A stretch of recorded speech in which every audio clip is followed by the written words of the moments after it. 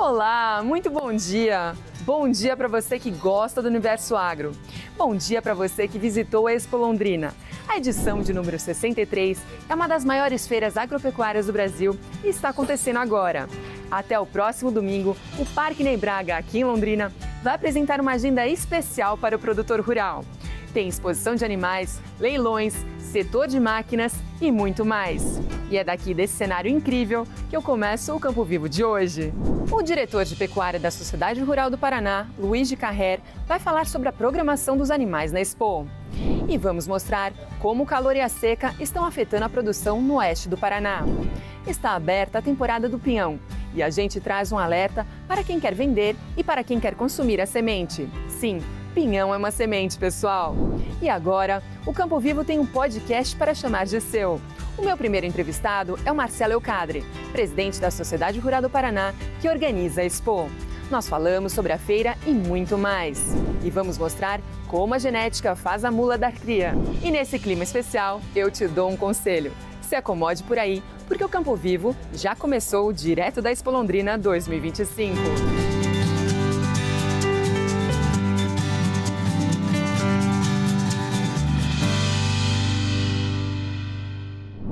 E é direto da Expo Londrina que agora eu vou conversar com o diretor de pecuária, Luiz de Carrer. Luiz, conta para nós quais as novidades do setor animal para esse ano. Então, Luli, a gente tem uma grande novidade, né? Voltaram os pavilhões totalmente cheios, lotados de animais, tanto de julgamento como de argola, para expor mesmo. E o ano passado nós iniciamos a Expo Genética, um formato novo da apresentação desses animais, né? Que são animais que ficam em baias, e a comercialização deles, seja de uma res, do embrião, de um touro ou do próprio sêmen, diretamente com o produtor, né? E com isso, nós o ano passado tivemos 2 pavilhões com cerca de 20 baias cada um, né? Cerca de 80 animais, e esse ano nós dobramos. Foi uma iniciativa tão bem sucedida, os próprios criadores associados da Rural pediram, nós dobramos os pavilhões, esse ano são 4, né? E 3 de Nelore, e uma grata satisfação é a volta da raça Brancos para a exposição. Eles estão expostos aqui, já fazendo uma prévia do Congresso Mundial do Brancos, que a Sociedade Rural vai sediar o ano que vem. Que maravilha, Luiz. É importante a gente sempre falar desse contato, né, que o público vem aqui com os animais. Realmente é uma oportunidade incrível que as pessoas podem ter, né? Sem dúvida, Luli. Nós que vivemos o agro diariamente já estamos bastante acostumados em ver os animais, em ver a lida da roça, como o povo fala, né?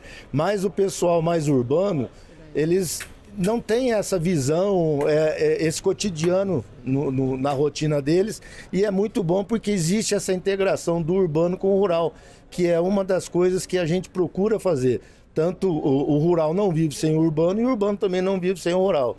Haja vista que o agro está presente desde o café da manhã, nas nossas vestimentas, né? Então o agro realmente é muito importante, e é uma maneira a mais de estar trazendo para a população urbana realmente a importância do agro. Luiz, conta para nós esse ano se tem alguma agenda de leilão especial. Tem muitos leilões acontecendo durante a Expo?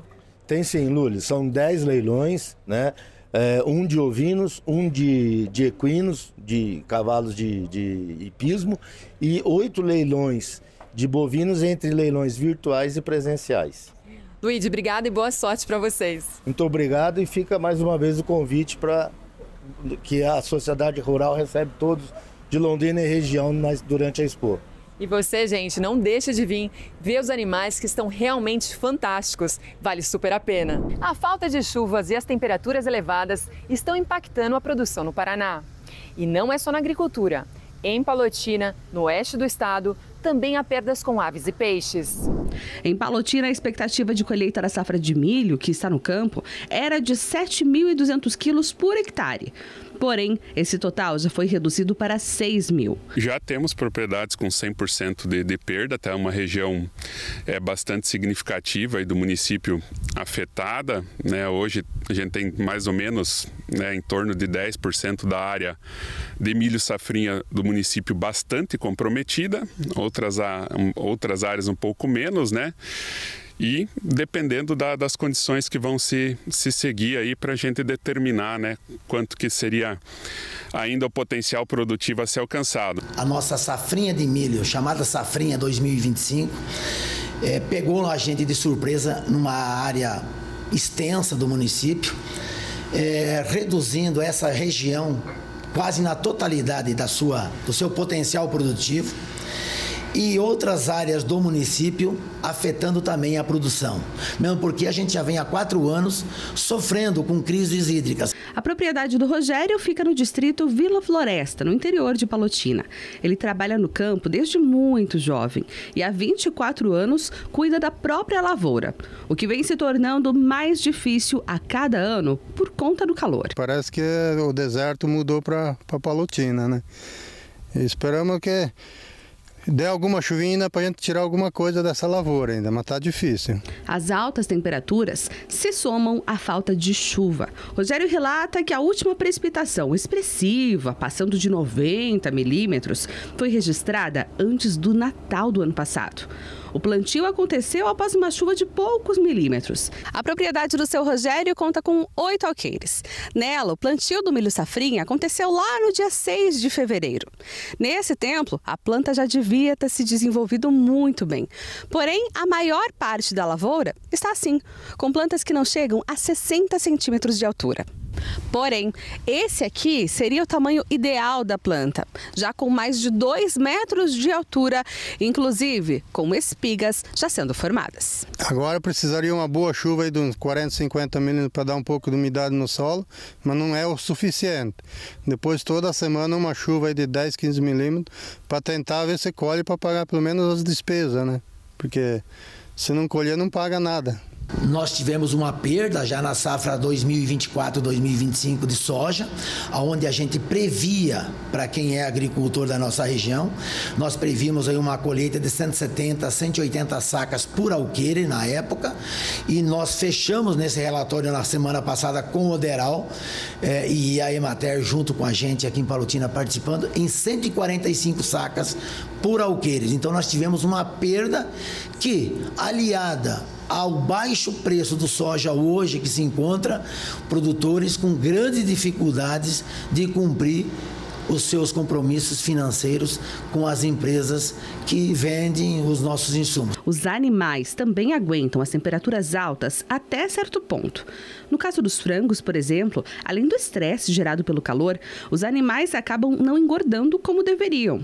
É que enquanto eles deveriam estar se alimentando, estão se hidratando. Além das aves, os peixes também não estão aguentando mais tanto calor. E perdas já são levantadas pelos produtores. A criação de tilápia, nós somos um dos maiores frigoríficos da planta aqui na região oeste do Paraná. Com essas altas temperaturas, nós tivemos perdas grandes de peixes de tilápia em função da alta temperatura da água. São muitos os desafios que o produtor rural enfrenta a cada dia. Muita força aos produtores do Oeste e de todo o Paraná. E a programação do hipismo durante a Espolondrina vai estar intensa. Vários campeonatos vão estar acontecendo. Gente, olha só, o Instituto Água e Terra, o IAT, liberou a venda e o consumo do pinhão no Paraná até o dia 30 de junho. E existe uma razão importante para a definição desse período. Vamos acompanhar. A liberação inclui a colheita, transporte e armazenagem do pinhão, mas só podem ser vendidos e consumidos pinhões que estejam completamente maduros. Pinhões verdes colhidos, além de ser um desperdício, causam problemas de saúde. Os maiores perigos dessa comercialização e consumo é porque o produto é tóxico, né? Ele tem alto teor de umidade, pode conter fungos ali e desenvolver doenças bem graves e sérias ao ser humano. A fiscalização ela é feita tanto por denúncias da ouvidoria quanto flagrante mesmo, tanto pela fiscalização do IAT quanto o batalhão da Força Verde da Polícia Ambiental. A multa para quem colher ou vender pinhão verde é de R$ 300 a cada 50 quilos apreendidos, além da responsabilização por crime ambiental. A portaria número 46 de 2015 é que rege o assunto. O objetivo da lei é conciliar a geração de renda com a proteção e reprodução da araucária. A árvore está ameaçada de extinção. É importante obedecer o que diz a lei, pessoal. Não compre pinhão verde, não contribua com o comércio legal, além do risco para a saúde. E chegou a hora de um rápido intervalo aqui no Campo Vivo. Mas você não saia daí não, ainda tem muita informação boa por aqui. Olha só, o Campo Vivo agora também é podcast. Eu conversei com o presidente da Sociedade Rural do Paraná, que organiza a feira, Marcelo Eucadre. A safra norte-americana 2025-2026 e seus reflexos são alvo da análise do consultor de mercado Ismael Menezes. A mula é um animal estéril, mas a genética conseguiu fazer com que ela decrie. É isso e muito mais. Fique por aqui, porque o intervalo é rapidinho.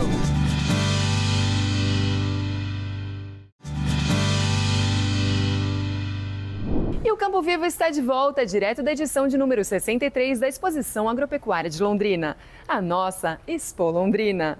A feira é tradicional ponto de encontro para quem quer saber o que tem de novo na agricultura, na pecuária, em novas tecnologias e muito mais. Então, o lugar do Campo Vivo é aqui. E agora, gente, a gente está aqui no Recinto do Brangos, que tem uma carne fantástica e vale a pena você vir conferir. Com as tarifas mundiais no olho do furacão, o cenário está agitado no mercado de commodities. Vamos ver agora se a safra norte-americana 2025-2026 pode mexer ainda mais o setor. É o nosso quadro Em Dia com o Mercado.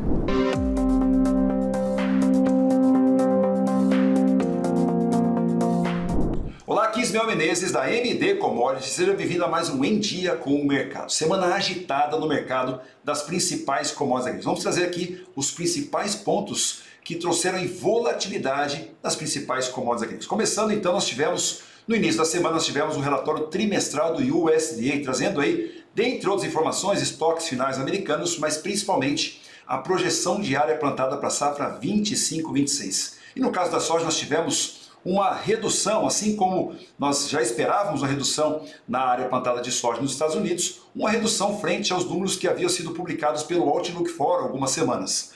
O Outlook Forum trouxe aí uma expectativa de área plantada de soja em 34 milhões de hectares e agora o relatório trimestral reduziu ainda mais para 33,8 milhões de hectares, frente à safra passada de 35,2 milhões de hectares na área plantada. Com isso, a projeção, aplicando essa área sobre o balanço que havia sido projetado pelo Outlook Forum, a safra americana pode ser aí de 118,2 milhões de toneladas, com estoques finais na casa de 8 milhões de toneladas. Muita atenção a esse estoque final, porque isso não dá margem de manobra para o mercado climático norte-americano. Mas também tivemos a migração, essa redução da área de soja. Essa área de soja deve migrar para plantio de milho. Com isso, nós tivemos aí um aumento da projeção de área plantada de milho para 38,6 milhões de hectares, acima dos 38 que havia sido projetados pelo Outlook Forum e quase 2 milhões de hectares acima da safra passada. Com isso, a safra nos Estados Unidos pode ser acima de 400 milhões de toneladas, com estoques finais na casa de 55 milhões de toneladas. Isso mexeu com o mercado pós o anúncio do relatório trimestral pelo USDA. Porém, algo que mexeu muito com o mercado foi isso aqui, ó. O dia da libertação, o tarifaço de Donald Trump. Nós tivemos aí uma tarifa de reciprocidade para praticamente todos os países e o Brasil foi o menos afetado numa análise rápida. Isso porque, se nós fizermos uma comparação, por exemplo, com os países que compõem o BRICS, Brasil, Rússia, Índia, China e África do Sul, o Brasil foi o menos afetado com 10%. Outros países, China, 34%. Índia, 26%, África do Sul, 30%. A Rússia não foi impactada porque sofre sanções, mas outros países, União Europeia, 20%. Enfim, nós tivemos esse anúncio e, logicamente, que pós-anúncio, o dólar americano caiu 2,2%, o câmbio do Brasil sofreu um movimento de queda, logicamente porque o DXY, o dólar comparado com uma cesta de moedas internacionais caiu, a soja teve um movimento de queda e o milho ficou neutro. Porém, nós tivemos uma reação, isso porque nós já havíamos falado aqui em cenários possíveis com o endurecimento comercial das relações com China e Estados Unidos. Se nós tivéssemos esse endurecimento, nós trouxemos aqui já que as cotações na Bolsa de Chicago teriam uma redução e os prêmios do Brasil teriam um forte movimento de alta. Logicamente, com um possível acordo, nós teríamos um cenário ao contrário. Porém, olha o que aconteceu. Nós tivemos uma reação chinesa. A China fez uma retaliação também de 34% sobre as importações de produtos americanos e com isso nós tivemos aí um movimento de forte queda na sexta-feira, esse movimento de queda telegrafando aí possível movimento aí de redução das exportações de soja para a China, que é o principal comprador de soja no mundo.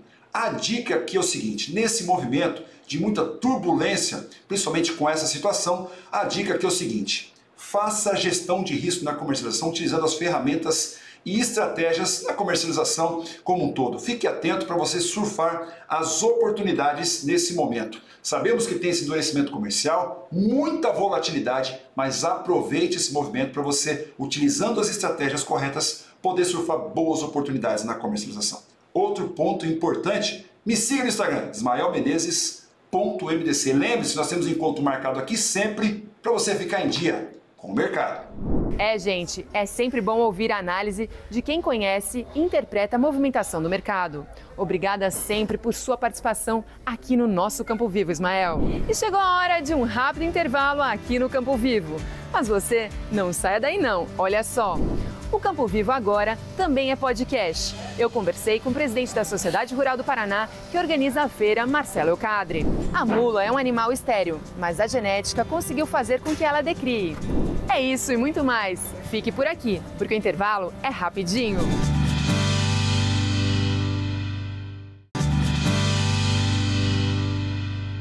Estamos de volta com notícia e com esse cenário que é a cara do Campo Vivo. Estamos agora na Fazendinha, na Via Rural.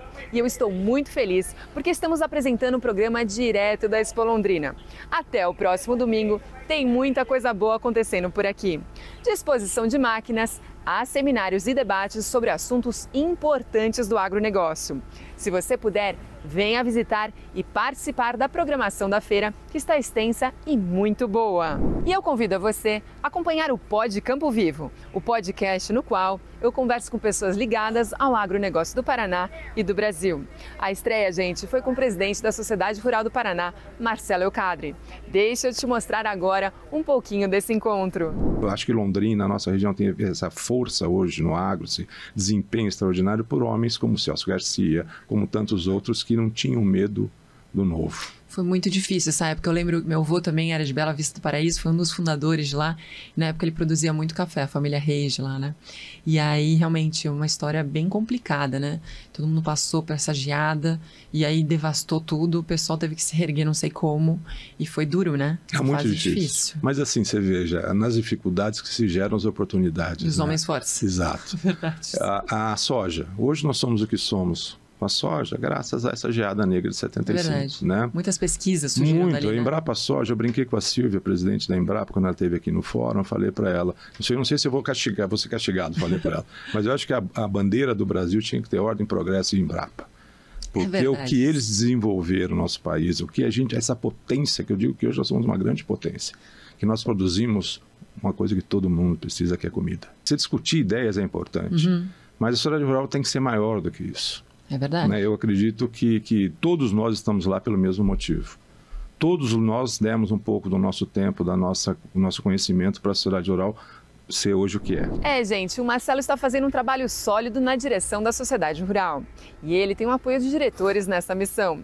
E você pode conferir nossa conversa completa e é só apontar a câmera do seu celular para o QR Code que aparece aqui na sua tela. Eu tenho certeza que você vai gostar. Gente, você que vai ver na Expo Londrina, não deixe de conhecer a Via Rural, que o IDR Paraná preparou tudo com muito carinho para você.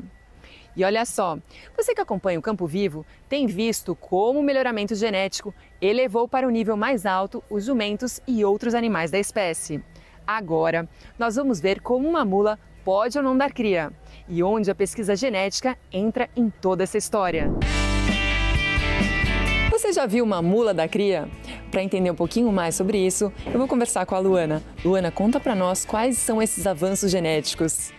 É isso mesmo, aqui a nossa mula da cria, na verdade ela serviu como uma barriga de aluguel, então ela gerou um embrião que a gente colocou nela já pronto, Então é o cruzamento de 2 asininos, 2 jumentinhos, uma jumenta fêmea e um jumento macho, que deram origem a essa jumentinha que a gente está vendo ali. E foi a mula que levou essa gestação a termo. Então a gente transferiu o embrião já pronto nela e ela fez o papel da gestação ali durante todo esse período.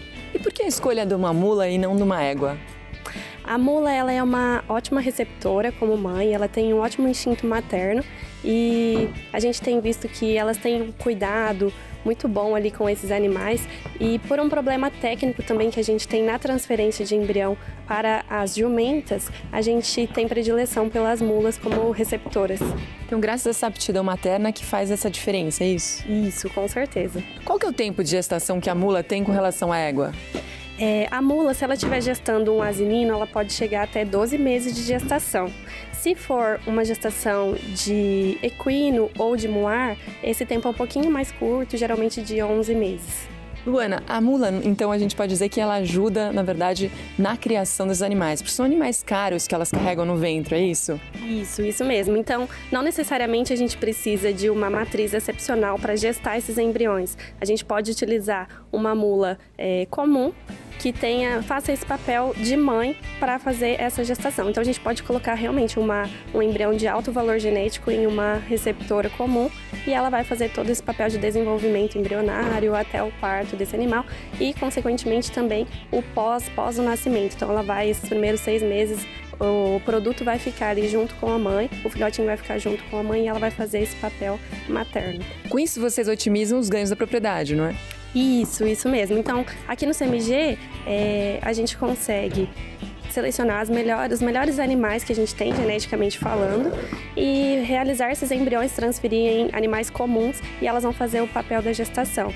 Então, a gente consegue otimizar aqui. O nosso melhoramento genético ele vai avançar muito mais rápido, porque a gente consegue encurtar esse tempo de gestação que a gente deveria ter para uma matriz, a gente consegue dividir para várias mães gestarem.